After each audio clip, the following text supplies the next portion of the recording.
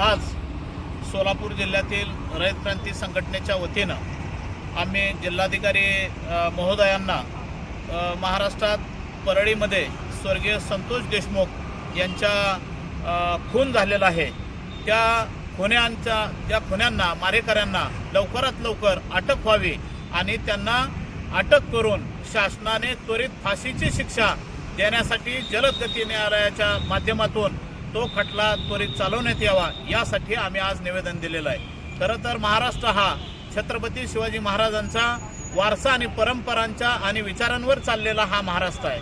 हा शांतता आणि सुव्यवस्था असलेलं हे आपलं राज्य आहे आणि ह्या राज्यात अशा निर्दयी जर खून आणि हत्या होत असतील तर ह्या हत्येला कोण जबाबदार आहे? तर जे मारेकरी आहेत त्या मारेकऱ्यांना त्वरित अटक करण्यात यावी आणि त्या मारेकऱ्यांना जास्तीत जास्त शासन म्हणजे फाशीची शिक्षा देण्यात यावी यासाठी या सोलापूर जिल्ह्यातील रयत क्रांती संघटनेच्या वतीनं आम्ही आज निवेदन देत आहोत। आमच्या निवेदनाचा सहानुभूतीपूर्वक विचार करावा ही प्रशासनाला विनंती आहे।